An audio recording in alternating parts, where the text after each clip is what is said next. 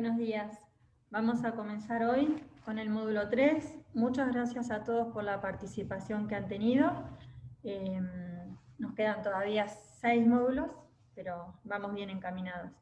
En el módulo 3 vamos a hablar sobre la contaminación de los alimentos.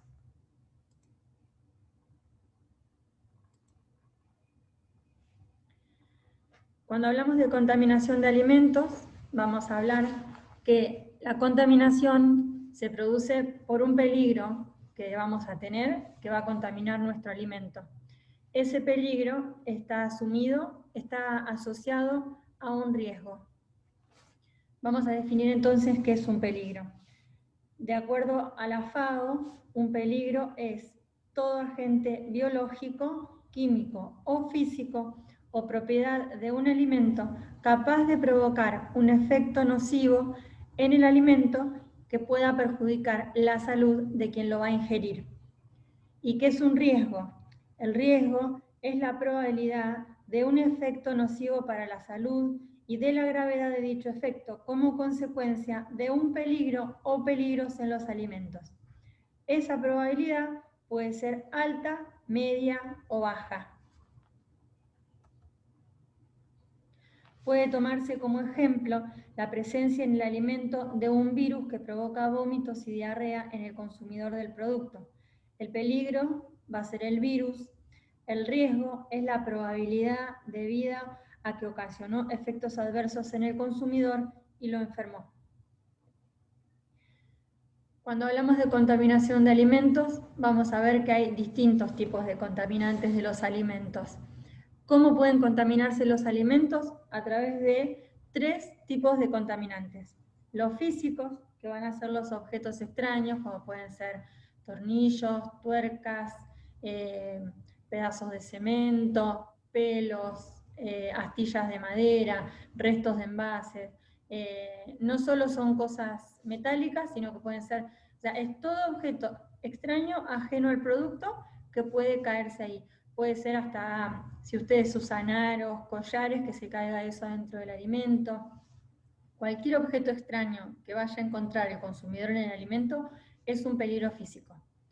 Los peligros químicos van a ser los productos de limpieza, si tenemos residuos de antibióticos, desinfectantes, ese tipo de productos van a ser nuestra intoxicación, nuestro peligro químico. Y los peligros biológicos van a ser los microorganismos. Dentro de la contaminación física vamos a encontrarnos esto que yo recién les explicaba. La contaminación física consiste en la incorporación de cuerpos extraños al alimento, que por lo general son mezclados accidentalmente en este, durante el almacenamiento, la elaboración, la cocción, durante cualquier etapa de la manipulación del alimento, desde que se produce hasta que llega incluso al consumidor. Pueden ser, como dijimos recién, pelos, vidrios, astillas de madera, monedas, como hay en la foto. Ahí hay un chiste respecto al tema de los pelos, por eso a ustedes se les pide que usen cofia, que tengan mucho cuidado con el tema de los pelos de los brazos, para que no caiga un pelo en un alimento, porque no es agradable cuando uno consume un alimento encontrarse con un pelo. La contaminación química puede ser provocada por la presencia de contaminantes ambientales, como puede ser el mercurio, el plomo, los hidrocarburos, sustancias radioactivas. Va a ser una contaminación química, a veces eso puede pasar en el agua de consumo, si no tiene un buen tratamiento de ósmosis y no es analizada, puede haber ese tipo de contaminantes ambientales.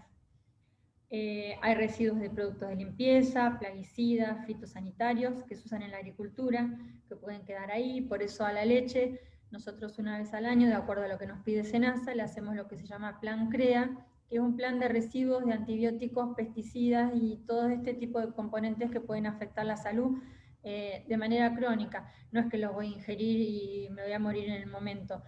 Todo eso produce intoxicaciones crónicas. Puede haber también una contaminación química con metales que puede ser de origen natural o por cesión de los envases.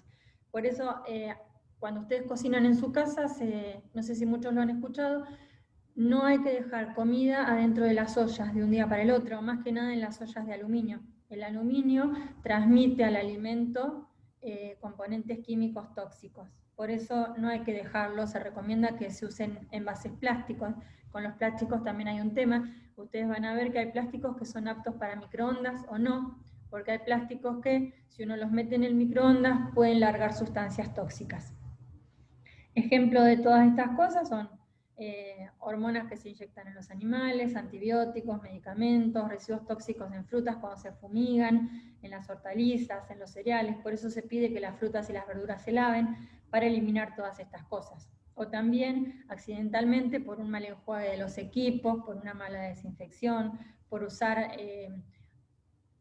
productos químicos de limpieza no aprobados para industria alimenticia y que queden residuos que puedan ser tóxicos. Y por otro lado tenemos la contaminación biológica, que es la más común de todas las contaminaciones alimentarias. Se debe en general a la ignorancia o a la negligencia del manipulador de alimentos más que a cualquier otra razón. Y es la presencia en el alimento de microorganismos, bacterias o los desechos que ellas producen, como pueden ser toxinas, virus, parásitos, hongos, levaduras. Ejemplos de todo esto son la salmonela, los estáfilos, la Escherichia coli, la trichinela.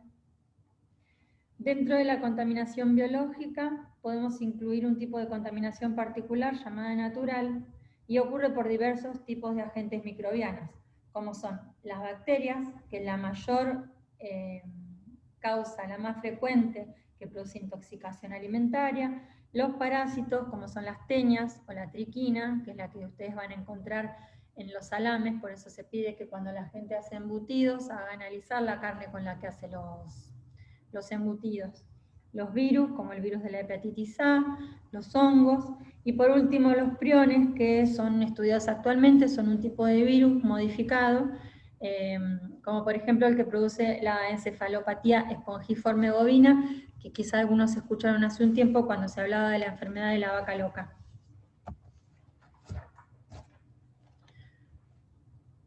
Dijimos entonces, para repasar, que los microorganismos son seres o formas de vida microscópicas constituidos principalmente por bacterias, virus, hongos y levaduras y parásitos. Los microorganismos pueden ser beneficiosos o pueden producir enfermedad. De hecho, nosotros en la elaboración de los quesos usamos microorganismos que son beneficiosos. Son microorganismos que se aíslan, se identifican, están tipificados, se usan para producir distintos sabores en los quesos, depende de qué bacteria es la que se usa, de eso van a saber un poco más los chicos que están en las tinas, que a veces se usan bacterias que pueden ser mesófilas o termófilas, distintos tipos de bacterias que van a producir un distinto sabor en los quesos. También se usan las levaduras, que se usan en el pan, en el vino o en la cerveza, el queso azul, que se usa el penicillium, o el queso camembert, que se usa otro tipo de penicillium. En muchos alimentos las bacterias, los microorganismos son esenciales y sin ellos no se logra el objetivo de lograr el alimento que uno quiere. Los microorganismos, si no son los que se usan para industrialización, van a producir alteraciones en los alimentos, alteraciones y contaminaciones. Los microorganismos alterantes modifican la apariencia del alimento y provocan malos olores o sabores, cambian el color del mismo, forman gas, coagulan, pudren, dan todos aspectos que nosotros a simple vista los vamos a ver y les vamos a ver alterada su composición, su forma, su aspecto al alimento. Dentro de los microorganismos que alteran a los alimentos, hay microorganismos patógenos. No todos los microorganismos tienen la misma gravedad ni producen las mismas enfermedades. Hay microorganismos patógenos que tienen la capacidad de producir enfermedad, infecciones, toxinfecciones e intoxicaciones alimentarias. No alteran necesariamente las características organolépticas del alimento, pero sin embargo el alimento está contaminado. Uno puede ver, como hablamos en el módulo 2, tener un alimento contaminado por agentes patógenos y sin embargo uno ve el alimento y uno de afuera lo ve bien. Distinto es con los hongos, que uno sí va a ver que el alimento está alterado. Por eso a veces un alimento está contaminado por un hongo y a su vez está alterado, que es lo que habíamos explicado, que a veces se pueden dar más de una condición. Puede estar contaminado y alterado, o puede estar contaminado y no necesariamente alterado, y yo no me entero que ese alimento está contaminado y a mí me va a producir enfermedad. ¿Qué es lo que necesitan los microorganismos para desarrollarse en los alimentos? Los microorganismos, así como nosotros, necesitan nutrientes. En general, les va a ser mucho más fácil crecer en alimentos que tengan un alto contenido de proteínas, que tengan mucha humedad, como las carnes rojas, los pollos, los pescados o los productos lácteos. Nosotros trabajamos por un producto de muy alto riesgo. Los alimentos que tienen mucha humedad favorecen el crecimiento de las bacterias porque tienen agua disponible para ellos y además tienen todos los nutrientes que ellos necesitan para poder desarrollarse y multiplicarse. Cuando hablamos de humedad, hablamos de agua disponible. En forma química se llama AW y es el agua que el alimento tiene disponible para que el microorganismo pueda utilizarla. Uno no la ve como agua, pero sí es agua que está disponible. Se mide con valores de 0 hasta 1. Cuanto más cerca de 0 es el valor, menos disponible está el agua para los microorganismos y más tiempo va a durar el alimento. Cuanto más cerca de 1 está, mayor cantidad de agua disponible tiene el alimento. Ese alimento es un alimento que va a tener mucha menor vida útil. Son alimentos que son jugosos, que son tiernos. En cambio los otros van a ser los fideos secos, el arroz, el suero en polvo. Son alimentos que tienen muy poca agua disponible. Si bien pueden tener mucho nutriente, tienen muy poca agua. Y sin agua ningún microorganismo puede desarrollarse. Otro factor muy importante para las bacterias es la temperatura. No todas las bacterias desarrollan y se multiplican a la misma temperatura. Algunas necesitan más temperatura, otras menos, algunas incluso a baja temperatura entran como en un adormecimiento. Ahí tenemos un dibujito como que hay una bacteria durmiendo, entonces ellas entran como en un estadio así de latencia y cuando tienen las condiciones, en ese momento pueden desarrollarse. Y otras viven de hecho a bajas temperaturas. Otras bacterias, por encima de los 65 grados, tienen su forma más agresiva. En general viven a temperaturas medias, pero cuando uno le da temperaturas altas, tienen una forma de defensa de ellas, que se llaman las esporas, que entonces cuando esa temperatura levanta, ellas esporulan y al esporular multiplican y son muy agresivas. La temperatura ideal de crecimiento de las bacterias se encuentra entre los 5 y los 65 grados. Esa es la peor zona de peligro. Y la temperatura óptima de crecimiento de la mayoría de las bacterias son los 35-37 grados centígrados.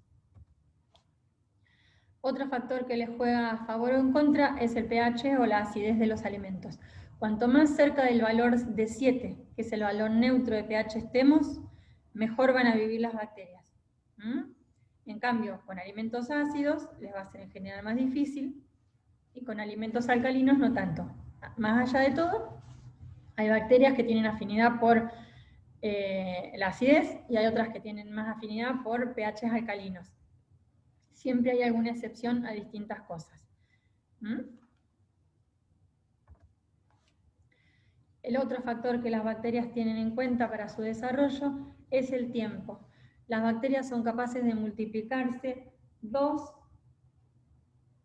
veces en solo 10 a 20 segundos. Un número inicial de bacterias pequeño puede multiplicarse a tal punto que puedan llegar a causar una enfermedad. Es un crecimiento exponencial. Tengo una, de esas salen 2, de esas 2 salen 4, de esas 4 salen 8, y así va creciendo a una velocidad bastante rápido, si tienen además todas las condiciones de nutrientes, agua, temperatura. Cuando se dan estos factores, de los que recién estuvimos hablando, en forma óptima, la reproducción de las bacterias es muy rápida. Una sola bacteria puede producir 536 millones de bacterias en solo 15 horas. Resumiendo esto, vamos a decir que para que la contaminación biológica sea ideal y tenga todas sus condiciones, una bacteria necesita nutrientes, como dijimos, proteínas, minerales, hidratos de carbono, humedad con el agua disponible, tiempo y temperatura. Combinando todas esas cosas, la contaminación biológica puede escaparse de nuestras manos. Por eso es que en el módulo 1 hablábamos de dónde puede actuar el manipulador para prevenir esto, y era a través de la temperatura de la conservación de los alimentos, a través de mantener en correctos valores la temperatura de proceso, respetar los tiempos. La humedad del alimento él no la va a poder controlar porque cada alimento tiene su humedad propia y los nutrientes tampoco. Pero entonces, si yo tengo nutrientes, si tengo humedad, pero puedo controlar las variables de tiempo y temperatura para no beneficiar a esas bacterias, de esa manera yo voy a estar previniendo tener una contaminación biológica que se me vaya de las manos. Dentro de los alimentos vamos a tener alimentos de alto riesgo y alimentos de bajo riesgo. Los alimentos de alto riesgo son aquellos que reúnen condiciones que favorecen el crecimiento bacteriano, tales como las carnes, ya sea de vaca, de pollo, de pescado, de cerdo, los productos lácteos, los huevos, alimentos listos para consumir, debido a que tienen una alta porción de agua y un alto contenido de proteína y baja acidez. Este tipo de alimentos necesita ser almacenado a temperaturas bajas, refrigeración o congelación, para prevenir los riesgos que puedan llegar a representar estos alimentos. Es necesario mantener correctas medidas de manipulación, preparación, conservación, almacenamiento, como así también de limpieza. Si nosotros respetamos la temperatura de conservación y el tiempo de almacenamiento, pero no estamos respetando las condiciones de elaboración en cuanto a lo que es higiene, tampoco vamos a poder hacer que el alimento nuestro no se contamine. En cambio, los alimentos de bajo riesgo son aquellos en los que los microorganismos tienen más probabilidades de sobrevivir, tienen menos probabilidades de sobrevivir porque poseen menor contenido de agua y son más ácidos, por lo que resultan más estables a temperatura ambiente. Son alimentos de bajo riesgo, las galletitas, los fideos secos, la harina, los cereales, las mermeladas, las legumbres secas. Este tipo de alimentos se almacenan a temperatura ambiente, pero no obstante deben hallarse en un ambiente seco, fresco y ventilado.